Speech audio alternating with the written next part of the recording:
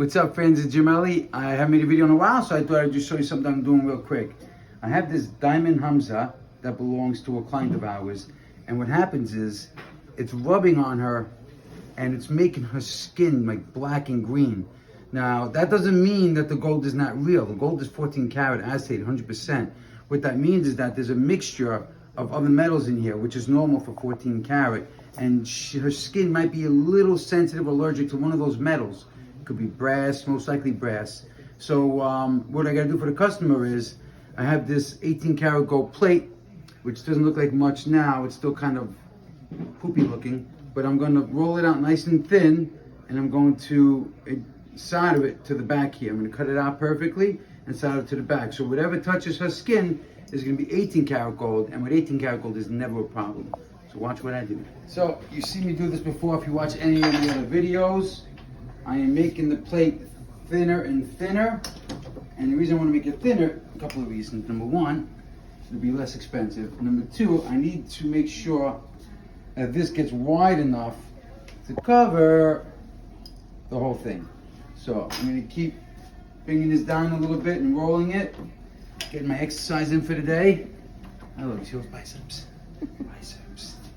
Okay, until it's going to cover what it needed to cover. Keep watching. This is happening. Oh yeah, this is happening. All right, so here we got the 18 karat gold rolled up wide enough so I could put this on top, do a nice little template, and solder it on. Look at those hands. Those are working hands, huh? Okay, stay tuned. Okay, so what I'm gonna do now is I'm just gonna hold this nice and still, use a Sharpie, and just kind of trace a template of the exact form and shape of this beautiful hamsa charm, so that this way, when I solder it on, it'll be really, really close to where I need it to be. So, along the top here, along the top here, and just to show you, voila. So what I'm gonna do is I'll take my, you see my videos, I take my handy dandy saw blade here, and I start cutting away. Like cutting from a coloring book. Remember those days? I'm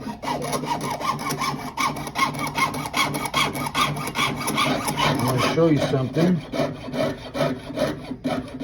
It does take time to get to learn how to use this saw blade. It's a thin blade, and they do break rather easily. Even though you see it cutting through metal like this, it does break kind of easily. And so I'm just going to finish up here.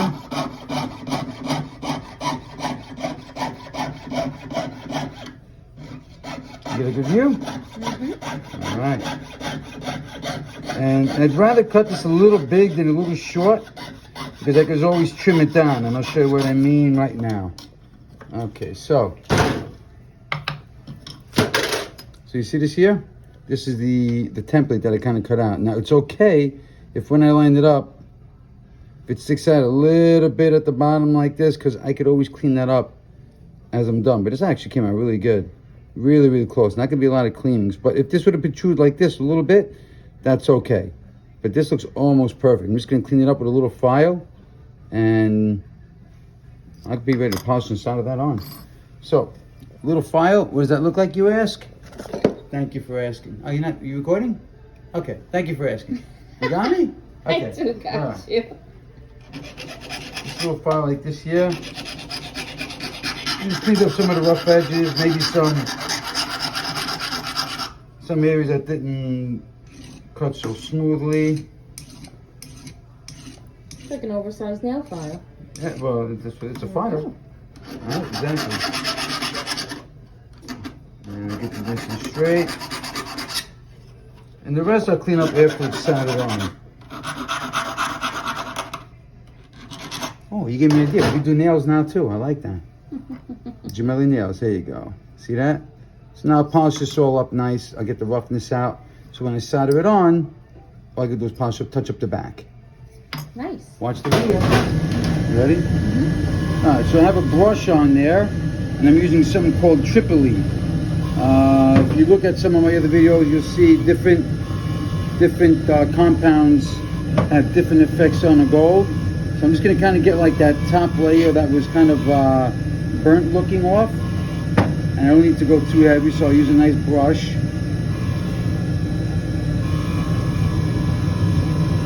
And this is the first step. After I do this step, I'll use triple E, but I'm going to use the wheel.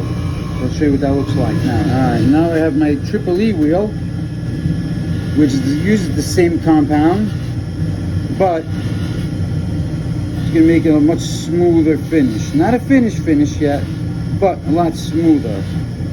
So if there's any rough spots, this will get it out. It does get hot. If you're wondering, the friction on this does make the gold hot. Fingers feel dry. Look at those fingers. See that? Working fingers. Dirty. Man. My mother would say fiduso, but I'm not really fiduso. I'm just working hard. Fiduso is a Sicilian slang term for like dirty, disgusting.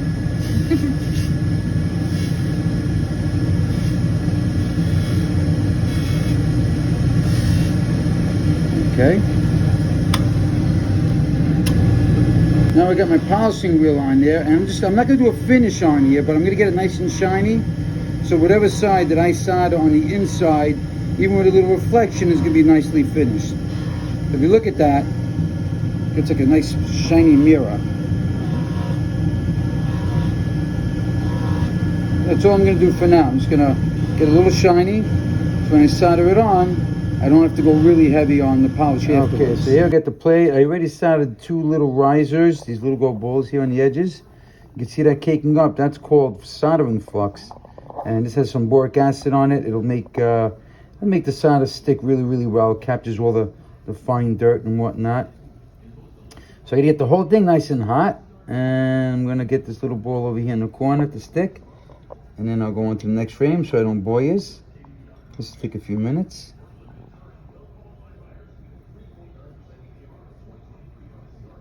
If you notice, I'm not just soldering where the ball is, I'm heating up the whole thing. Because the whole thing has to get hot before it sticks.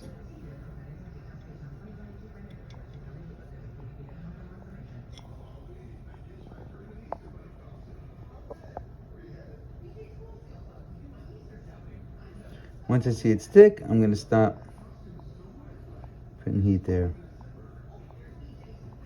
What the heck? There you go. Now, that won't come off.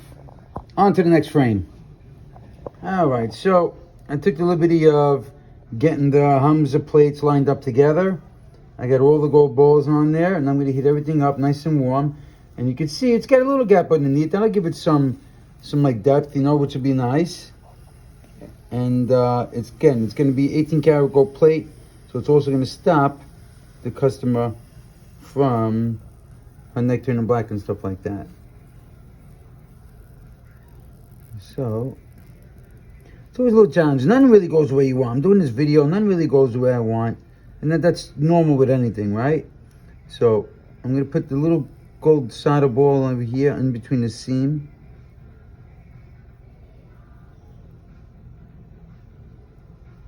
And then I'm gonna have to use something to press it shut because the gold changes shape a little bit sometimes. I'm heating up my tweezers here so it doesn't take away from any of the heat. I'm just gonna kind of put the heat on it and just kind of press this a little bit, put a little bit of pressure, and I'm putting the heat between the two where the ball meets the hamsa. It'll take a few minutes because it's gonna take a lot of heat. It's a pretty thick medallion. So it'll take a couple minutes, but you can see, I'm just gonna see the one video here where the gold solder is gonna melt in between the two. I probably should use a little bit of a bigger flame. Matter of fact, it's starting to go, and come on, baby. Come on. And make that a little bit bigger. You always got to do little adjustments and whatnot. I try and keep these videos short so that they don't get too boring. You're going to see the gold ball is going to get nice and shiny, and it's going to go right where I want it to go. It'll be any day now. I think it's going. I thought it was going. I put flux on it. And again, so this way the gold seam will be nice and strong. It'll capture any dirt. There you go. You see what's going on? It's kind of melting together. And put a little bit more heat on the hamsa itself so the solder adheres nicely. Now, nothing happens to the diamonds. Diamonds can take a lot of heat.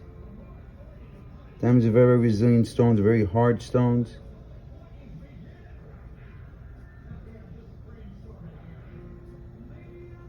Alright, so I'm doing one last final polishing. I saved you the time of having to watch me do each and every little gold, we'll call them supports. I make myself sound like an engineer now. But if you see that, then I'm just gonna get everything look nice and shiny. Last finishing touch. I'm gonna do a nice job because this is the last part and I want to make sure it puts everything together really nice the way I want. That's good. Alright, that's the finished product. As you can see, everything's nice and shiny the way it was back to normal.